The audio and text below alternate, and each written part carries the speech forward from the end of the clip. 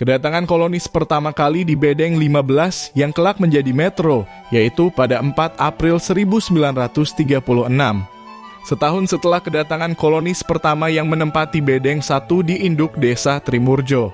Bedeng 15 atau metro sepenuhnya berada dalam wilayah yang mulanya adalah hutan adat milik Wainuban. Sebagaimana dalam laporan Residen Lampung saat itu yakni Hendrik Roelof Roekmaker bahwa wilayah Bedeng 15 ditetapkan sebagai ibu kota dari kolonisasi Sukadana yang status administrasi kewilayahannya akan dinaikkan secara bertahap. Mulai dari wilayah setingkat asisten kawadanaan atau underdistrict kawadanaan atau distrik hingga nantinya akan mandiri menjadi wilayah onderafdeling khusus di bawah karesidenan secara langsung. Rencana-rencana pengembangan metro baik secara status administrasi kewilayahan hingga pembangunan direncanakan akan selesai dalam waktu 10 tahun sejak dibukanya kolonisasi Sukadana tahun 1935. Informasi ini tidak hanya tercatat dalam laporan Roekmaker saja, tetapi juga telah banyak diwartakan di pelbagai surat kabar yang terbit dan beredar di Hindia Belanda kala itu.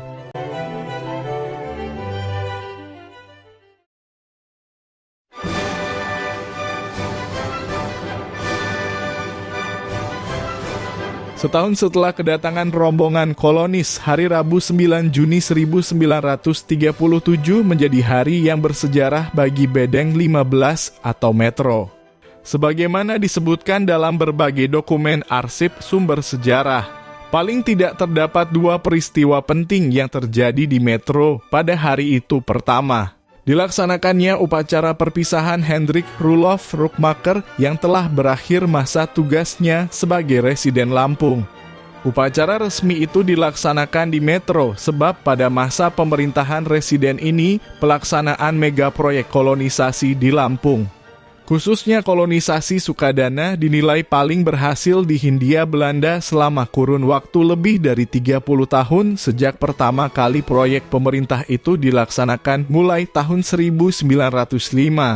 Metro sebagai pusat dari mega proyek kolonisasi Sukadana dipilih sebagai simbol keberhasilan pelaksanaan program itu.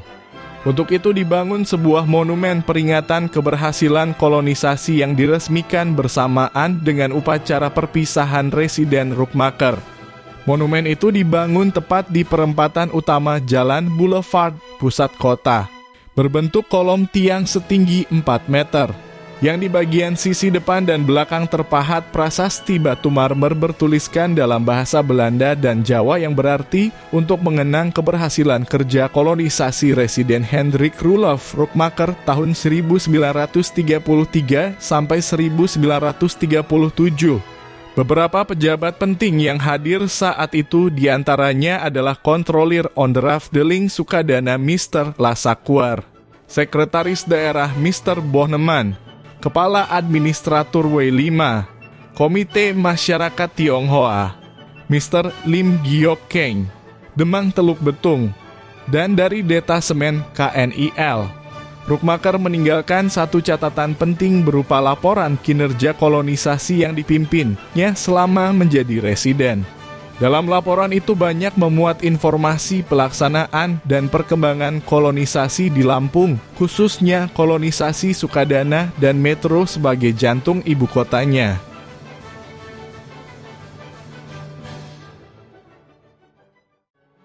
Kedua, diresmikannya metro sebagai wilayah setingkat asisten kawadanaan yang telah dipisahkan dari induk desanya, yakni Trimurjo.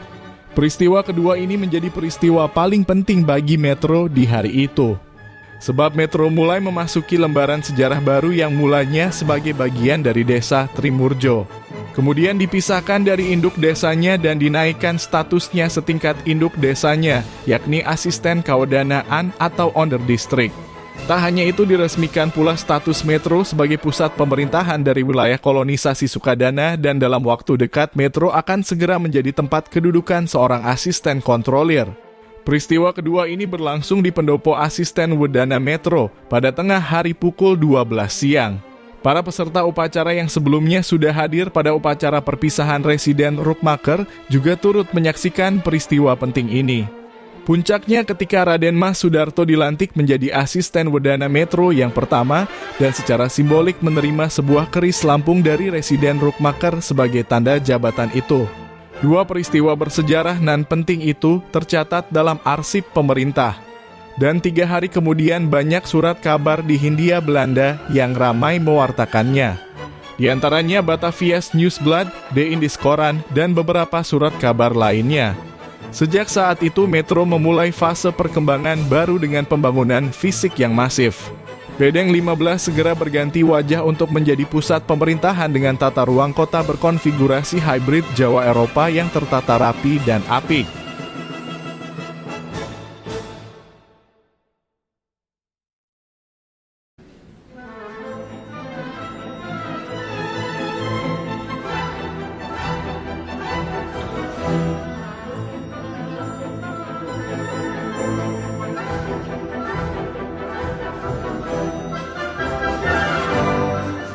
Beberapa pembangunan di Metro yang tercatat dalam arsip.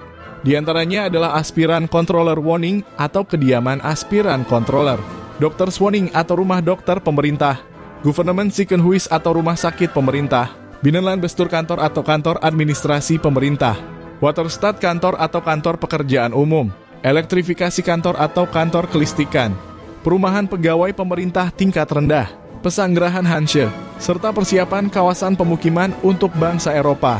Di bidang ekonomi sosial budaya beberapa diantaranya pembangunan pasar besar Metro atau pasar baru Metro, kantor pengelolaan opium dan garam, kantor pegadaian, Algemeen Volkskrediet Bank atau bank perkreditan rakyat, Volkschool atau Tweede Inlandse School atau sekolah rakyat kelas 2, Hulpos kantor atau kantor pos pembantu di Metro, perluasan komplek area misi yang telah dimulai sejak 1935, barak dan bivak polisi serta penjara, dan area komplek pemakaman yang diklasterisasi.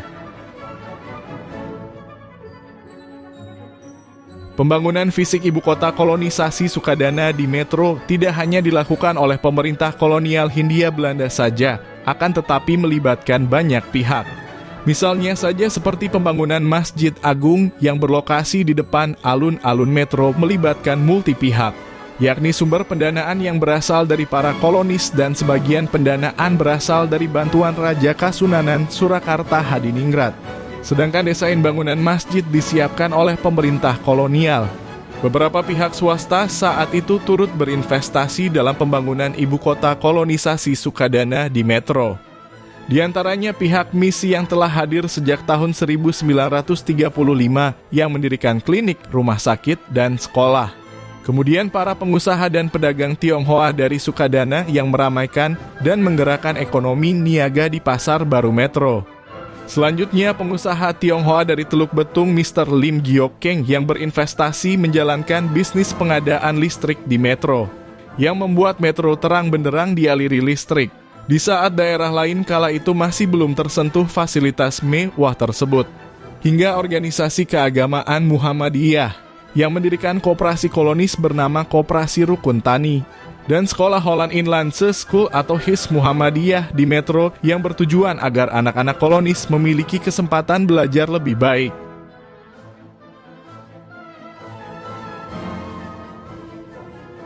Beberapa pembangunan tersebut diantaranya telah terrealisasi sampai dengan tahun 1941.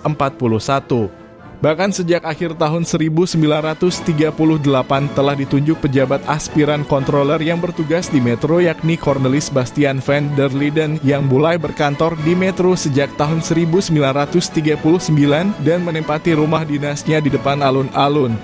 Hal lain yang menunjukkan bagaimana kala itu kemajuan Metro begitu menarik perhatian, utamanya pejabat otoritas Hindia Belanda di tingkat pusat, adalah seringnya mereka datang berkunjung dan ramainya pemberitaan mengenai kemajuan tanah kolonisasi di Lampung, khususnya kolonisasi Sukadana dan Metro.